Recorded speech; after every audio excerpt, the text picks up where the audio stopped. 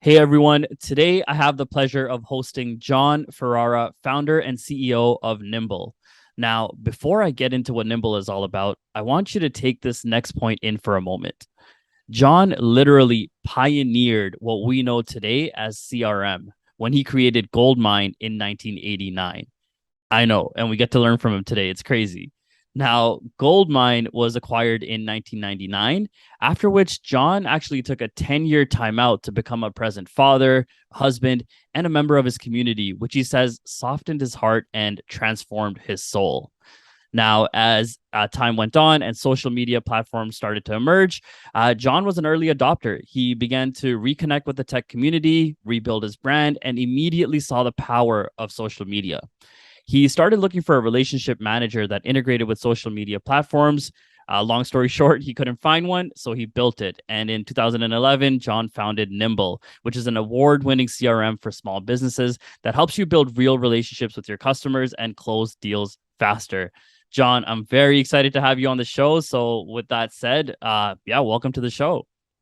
Shaheen, thank you so much for giving me the opportunity to join you in a conversation that ideally inspires and educates other SaaS entrepreneurs about not only how to be successful as an entrepreneur, but as a human being as well. That's great. Yeah, no, and I'm very excited to have you here and learn from your story, right? Right before this, we were talking about story selling, but let's dive in and let's talk about the founding story of Nimble and how all of that, how you got there. Well, I think that the founding story of Nimble really starts with Goldmine because Nimble is a evolution of the journey that I started with Goldmine. So the Goldmine story started because I was in tech sales, enterprise tech sales in a corporate field office for a company called Banyan Vines out of Boston. I worked in Dallas. And back in those days, there wasn't any CRM, contact management, Salesforce automation, nothing. There was basically, we got leads on a piece of paper. We would make notes on the paper and put our appointments in something called a day timer, which is basically a paper-based calendar contact to-do list thing. Put our forecast in a spreadsheet once a month the night before it was due because it really wasn't part of our process. And we worked as part of a team, both in my district office and corporate, but there was no relationship platform that allowed us to manage the shared contacts that we had pre and post sale. And because I had a computer science background and I worked my way through my computer science degree at a computer store called Computerland, I knew every software program on the market. I knew there wasn't a program that integrated the things I wanted, which was email, contact and calendar, and sales and market automation for a team. So, one of the things I learned early in my life when I worked at a previous company, Hughes Space and Common Missile Systems, is that you never want to say shoulda, coulda, woulda. There was an old guy there who used to tell me, I shoulda, coulda, woulda. And I said, shoulda, coulda, woulda what? And he said, I shoulda, coulda, woulda started TRW or Lytton or other things, because a lot of ex-Hughes people did that. And so in life, especially when you're young and you don't have the burdens of responsibility, take the chances. Because I figured I could always get a job. I could always get a sales job. I was a tech guy that knew my shit. And so I jumped out of the airplane and started Goldmine. So we started that company on $5,000, never took a dime of venture, grew it over the next 10 years to $125 million a year in revenue, and sold it. And I retired when I was 40. Now, there's a lot of story between those 10 years about how did we bootstrap a company? How did we create the market for not just contact management, SFA, CRM, but market automation as well? Because back then there was no Salesforce, there was no Outlook. Think about that. Today, the world lives in Outlook and Google, whatever you call email, contact, and calendar. But the thing is that back then, Outlook was Outlook Express, which was just an email inbox. It wasn't a tool to be able to manage contacts, email, and calendar for a team. And so, so how do you bring a product out of an apartment when people don't even know they need not just a team relationship manager, but just networkable business software? And because I got my butt kicked by the Novell resellers back in the Banyan days, and the Novell resellers sold the network to small businesses, I figured if I could get them to use it, then they would sell it. So I cold called them and convinced them to use it. They started to sell it. That's how we got to our first 100,000 a month in revenue. And then Microsoft, who doesn't innovate, they iterate, they wait for somebody else to build the market, and they come in when it's big enough and build something good enough and use their muscle of billions of users and hundreds of thousands of resellers to dominate. They built NT Server, SQL Server, and Exchange Server, and they ate Novell. We switched our horse to Microsoft and became the tool that drove adoption of NT Server, SQL Server, and Exchange Server. And if you could help a big company like Microsoft sell their first-party solutions with their third-party product, they'll bring you into everywhere, which is what they did. And that's basically how we scale. Wow. Okay. That's nuts. And it was such a different, it just reminds me of like Glengarry Glen Ross, right? Like the paper leads that you mentioned, and all of that. So what, and I know there are probably founders listening in who are trying to carve out a space, or who are trying to really like invent a new market. And so what kind of challenges did you face doing that? And, what would you advise some of these founders? So the challenges that I faced at Goldmine are very similar to the challenges I faced at Nimble. It was just different. And I want to talk about both because I think they're both the same challenges all startups face. Is how do you bring your product to market? How do you get the awareness? How do you drive product market fit? And then how do you scale? So if you have a product and you're trying to bring it to market, advertising doesn't really work. It's really hard. I don't even know how to do it. But if you can get other people to tell your story, that's how you scale, because it's more powerful when other people talk about you than when you talk about you. So the advice I have to any startup, if they want to get their product to market, is to identify the influencer of their prospect and build relationships with them, because they have relationships with your prospects at scale. So if you think about the Goldmine days, each Novell reseller who sold the network to tie PCs and hard drives and printers together for small businesses, each one of those Novell resellers had literally hundreds, if not thousands of customers they sold networks to. And so if I can build a relationship with them and basically they use Goldmine and they figure out that it's beneficial for them to use it on their network, well, they're going to start recommending it. And all of a sudden you have a huge base of customers because the customers trust that person. Fast forward to Nimble.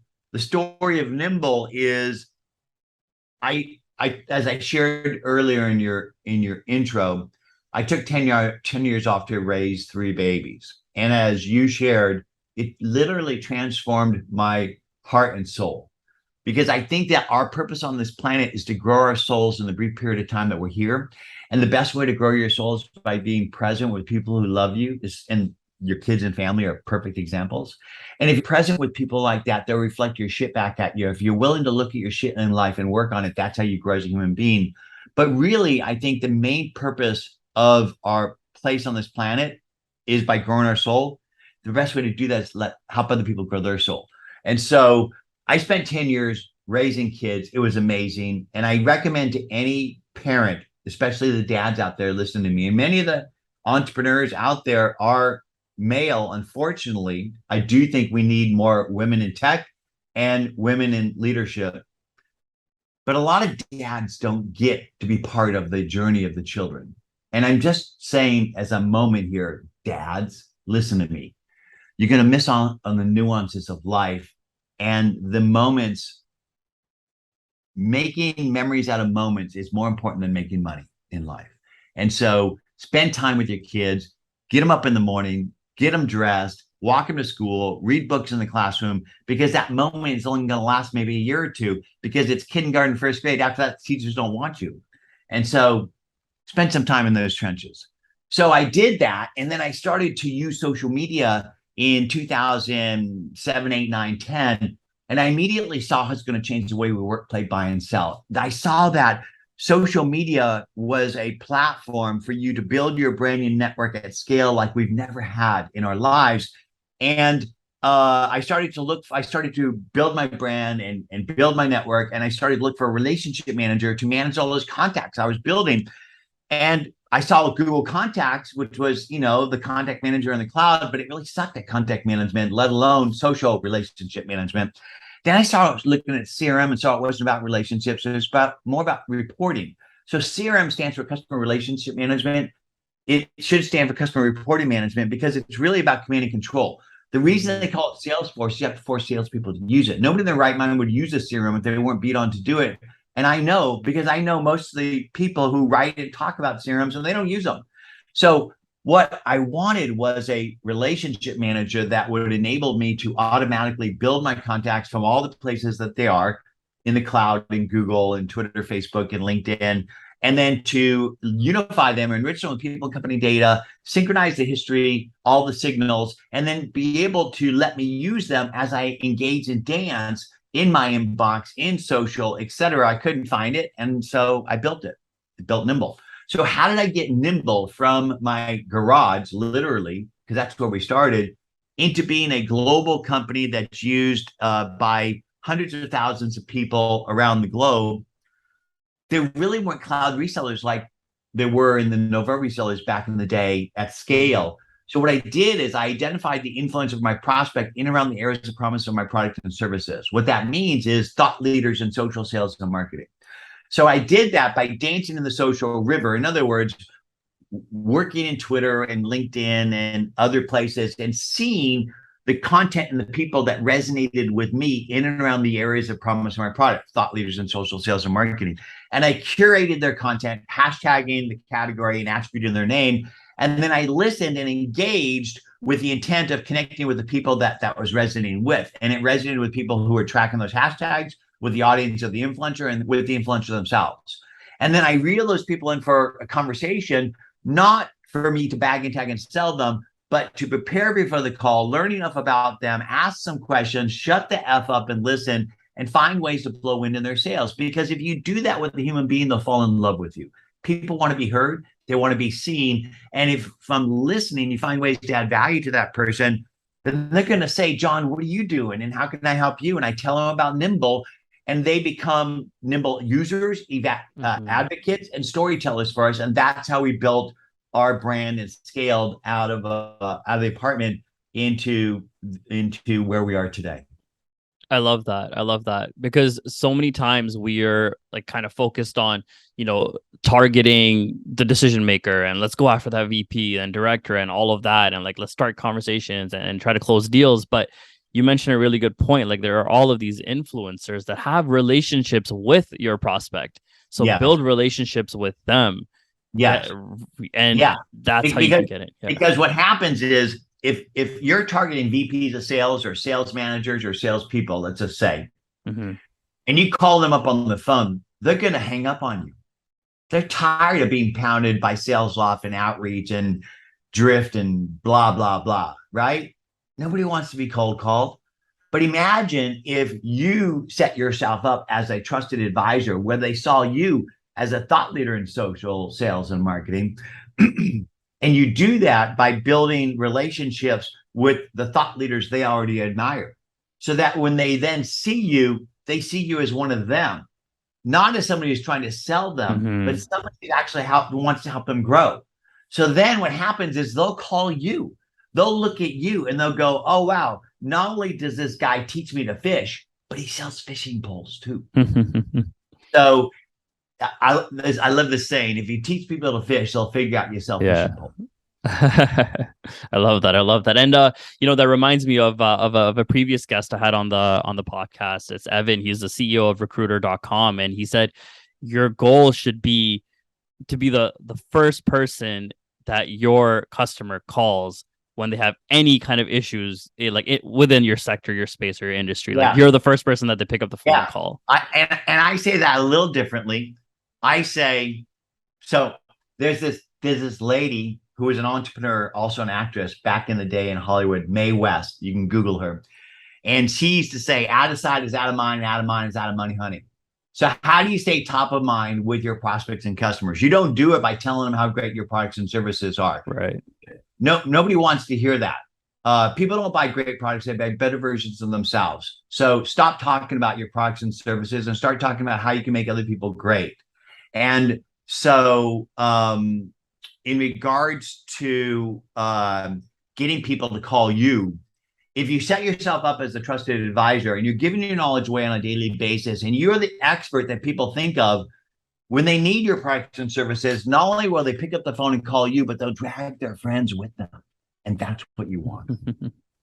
Fair enough. Fair enough. I love it. I love it. And it can't be stressed enough. Like the whole stop talking about your product or service. Like people, it's what Brian Tracy says, right? Everyone's favorite radio stations, WIIFM. Like what's in it for me? And if you just focus on that, then that's kind of the magic is all in there. Yeah. So what I'm really interested about learning from you too, John, and I think our listeners as well, is so you bootstrapped Goldmine, right? Quick question, like Nimble, bootstrapped or funded? So I started it by putting a few $1 million in myself. And as we started to scale, I had friends and family that wanted to invest. And so I took money from people like Jason Calacanis, Mark Cuban, Google VC, Don Dodge. There's a huge list of people that have been instrumental in helping Nimble get to where we are today. But really, most of it was friends and family and their friends, as opposed to, say, a Sequoia or something like that. Right. So, what would you say are like the pros and cons or benefits and downfalls of like bootstrapping a company versus raising funds? I'm a big proponent of bootstrapping, and I'll tell you why. Have you ever driven a go-kart or Porsche or some type of sports car that really handles and you could feel the road? Yeah, I have. So if the road's bumpy or not handling, you feel it right away. Yeah. Have you ever driven a Cadillac or Mercedes or just a big sort of boat that you don't feel shit? Yeah. Okay. So the difference, bootstrapping is like riding a go-kart or Porsche. And taking funding is like driving a Cadillac. You're not going to necessarily feel the things that are really going on. And the key thing that you want to do as a SaaS startup is get product market fit before you scale. And so by bootstrapping it and really being close to your customers and iterating with them and refining the story and the messaging in your processes, and getting yourself north of that 300 to 500 MRR, then you're in control. When you don't need money is when the VCs want to give you the most money. And so my advice is try to get there yourself. And then at that point, decide what you want to do.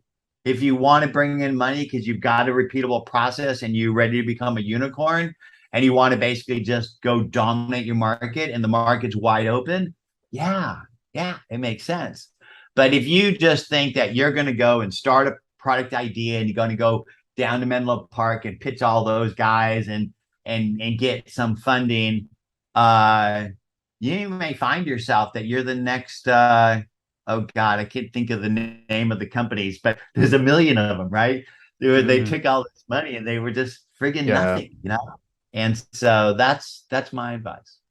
I really like that. Typically people lean one way or another, but you're kind of saying like, start bootstrap, like learn it, get product market fit, learn how to sell, figure it out, talk to your customers. And be in control, because if you're doing 300,000 to 500,000 MRR, you can, and you're growing at, year over year, 50, 100%, 30%, you're in control. And you can dictate the term sheet and what you want to do if you want to do that. But otherwise, you're not in control and you don't feel the road. And unless you've had product market fit and you've got all your processes down and you've proven that your system will scale, then you take money and you could just run into a rock or reef. Yeah. No, that's a very fair point. And even in that case of like when you are bootstrapping to 300, 500, you also most likely you'll have a profitable business. Like it's a real business. It's not just like money funded into an idea. It's a real business. So and you have that at the end of the day. And then what you can do is you could pick the VC you like that fits you, right? Because there's nothing worse than being hitched up to an investment firm or people that you don't like, that you're not aligned. And I think this is also then a great time for this too, with of course everything going on in the markets funding is much, much harder to obtain these days. I saw a LinkedIn post which was talking about, the startup of the future is it's a bootstrapped startup that is solving a very specific problem and doing it really, really well and becoming a profitable business. Yeah. Yeah. And there's nothing wrong with having a business that's generating $500,000 a month at 30% profit. Think about it. It's amazing. I mean, It's incredible. think about the numbers, right? It's like, how much does the average American make? I don't know. Is it 30,000? Is it 50,000? Is it 80,000? If you've got a business that's throwing off, $150,000 a month in profits, I think you could live off that. I think so. I think so. Awesome, John. So, as we look to the future of your space and relationship management, customer management, how do you see it evolving? Well, I really see it as two different spaces, roughly speaking. Mm-hmm. When you say the word CRM, who do you think uses it, and what do they use it for? Salespeople. Exactly. Yeah. To sell. To sell. Yeah. Do you sell all day, Shaheen? I mean, like in different ways, yes, I guess. But to my customers, no. You're building relationships more than you're selling. Would you say that? I agree. Yeah. In the average company, less than 5% of the employees are salespeople.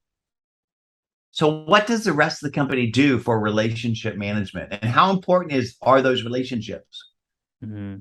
So the thing that people loved about Goldmine was that it was the relationship manager for the whole company.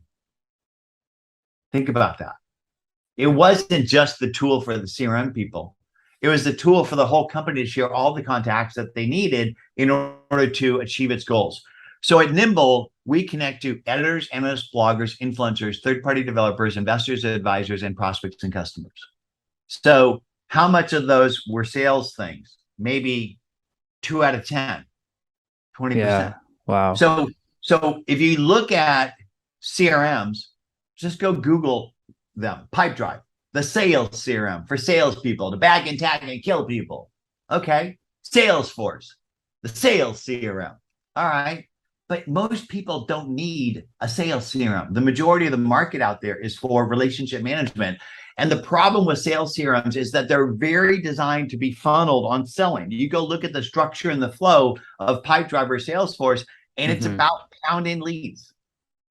But most people don't pound leads. So most of the people out there listening to me today would benefit more from a relationship CRM than a sales CRM. And that's what Nimble is. So Nimble does have sales CRM functionalities in it, which means you can put a lead in it, you can engage and qualify it, take notes, schedule tasks, and forecast a deal and do reports on all those activities. But more importantly to that, Nimble is really powerful as a shared relationship manager. So the whole team can share all those contacts. And we're the first CRM that automatically builds itself from your contacts that you have. So your contacts are either in Google and Microsoft, Twitter, Facebook, and LinkedIn, and the sales, marketing, customer service, and accounting app that you use in a business, which are siloed contact platforms across that board. Every team member in Google and Microsoft has a separate contact database. So you don't have a shared contact database in your company. In sales, marketing, customer service, and accounting, those are separate contact databases. And then everybody has their own contacts in Twitter, Facebook, and LinkedIn. But imagine if you could unify those contacts into a cohesive whole, and then to share them as needed to do the various things that you need to do to scale your business. But more importantly, have an outcome for the engagement. What does that mean? Have you ever used a spreadsheet for outreach? I have, yes. Okay. It's not very functional or scalable, especially if you do it as a team. It works really good because you have columns that you could put in of the fields and information you want to track of the people and companies that you're doing for whatever outreach you're doing. You're outreaching for investment, to sell people, to get them to talk about you, whatever. So what Nimble does is we built this thing called workflows that allows you to define a Kanban board with a series of stages and then have cards on people and companies where you track the fields and data you want on each of those engagements. And you can look at it in a spreadsheet list view or Kanban view and you could use it for all the aspects of your company for the outcome of the engagement. Why are you connecting with somebody? Why are you communicating with somebody? What's the next step? What's the series of next steps? And how do you teach that to your team members so it becomes a repeatable process? That's the key about scaling companies, is to teach your team members the repeatable people and company processes that you need to do to scale, which could be hiring, could be onboarding, it could be collecting receivables, it could be outreaching for PR, it could be outreaching for investment, or it could be qualifying leads, which has nothing to do with the deal pipeline. Because if you put unqualified leads in your deal pipeline, you're going to clutter it. So you should have a workflow for qualifying leads. And so Nimble is unique because it's more focused on relationships and sales. Although we do sales, we're focused on the whole company as opposed to just a sales team. And our outcome isn't just deals.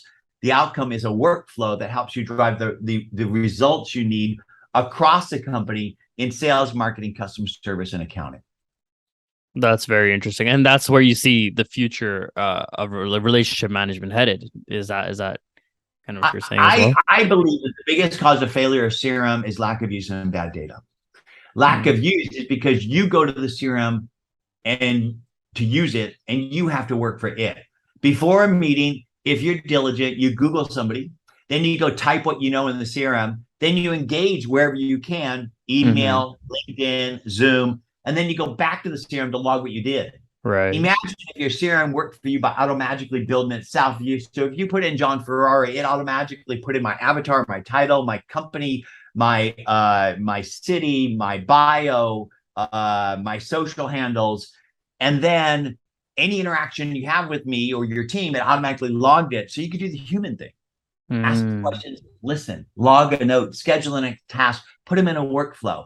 And so I think the future of CRM is a CRM that works for you by building itself and works with you wherever you live. It's embedded in your browser, in your email inbox, in your mobile. And basically, whenever you engage, you can bring up the contact to get context and insights and take action. And it's for the whole company, not just for the salespeople.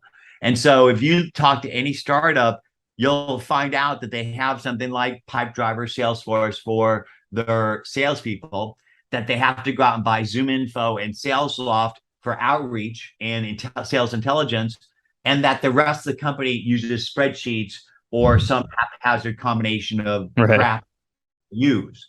And so Nimble has the sales intelligence of ZoomInfo, the templated email outreach of SalesLoft, and the CRM of Pipedrive, but it's also a relationship manager for the whole company. And that's what makes us unique. Amazing. I love it. I have to check it out. I think I'm gonna book a demo after this for sure. Well, you know what I love to do with people that take the time to have conversations with me is I want to give you a gift. So I'm going to gift you and your team Nimble, and our team is going to onboard you into it, and we'll teach you how it can integrate into anything you have. So if you already have HubSpot or ActiveCampaign or Pipedrive or Microsoft or Google or whatever tools you're using, Nimble will dance with it, because all of them lack what we specialize in, is the contact management, the workflows, and the embedded in your browser and your inbox. So it works inside your LinkedIn, your Twitter, your inbox. And that's what you really need, because if you do what I teach you to do to build your brand and grow your network, because your network and your brand are your net worth, by building identities and sharing content on your areas of expertise to inspire and educate others, and then listen and engage with the intent not to bag and tag, but to help others grow, you're going to have thousands of connections. But if you don't have a process, a personal CRM to manage those relationships, you're screwed. So even if you work for somebody and they force you to use whatever CRM they do, bring your network to work. Use something like Nimble as your personal CRM. And if you're an entrepreneur and you don't have a CRM, or you have a CRM that's being used by your salespeople, the rest of the company has nothing, think of Nimble as the team relationship manager that will dance with the tools you're already using. So happy to gift you Nimble, Shaheen. That would be incredible. I appreciate that, John. Thank you. You bet. You bet. Now, as we wrap up the show over here, what is one piece of advice that you would give to early stage founders listening in? I think the key thing I'd suggest you consider is, why are you doing this? why are you jumping off the cliff and becoming an entrepreneur? What's your goal? Is your goal to make as much money as you can? I'd question that. I don't think life's about making money, and I've made money. I think life's about making memories out of moments. And so, how do you do that? But more importantly, what is the purpose of your startup?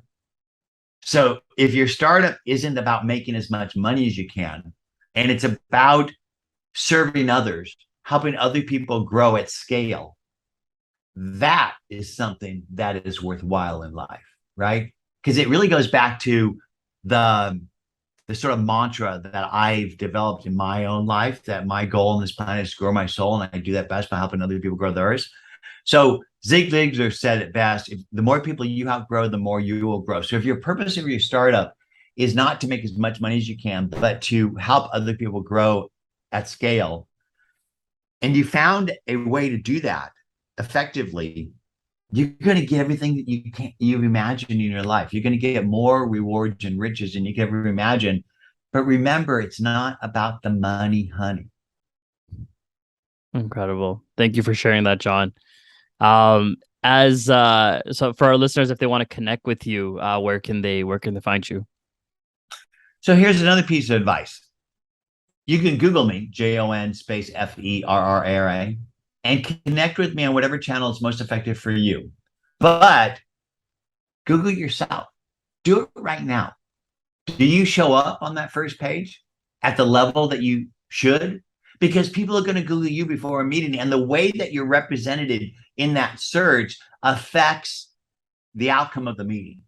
And you can improve that by building a brand and identity and sharing content on a daily basis and listening, engaging, and all that will help build your brand. But here's a simple tip. Go build a Wikipedia page on yourself. It's free and it's easy as long as you follow the rules.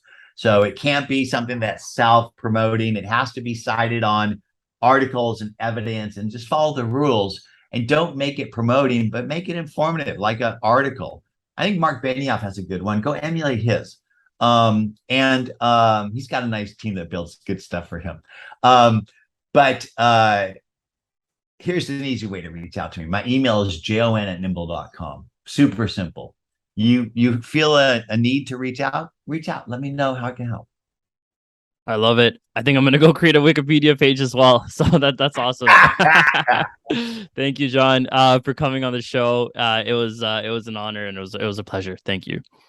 Thank you, Shaheem. Appreciate it.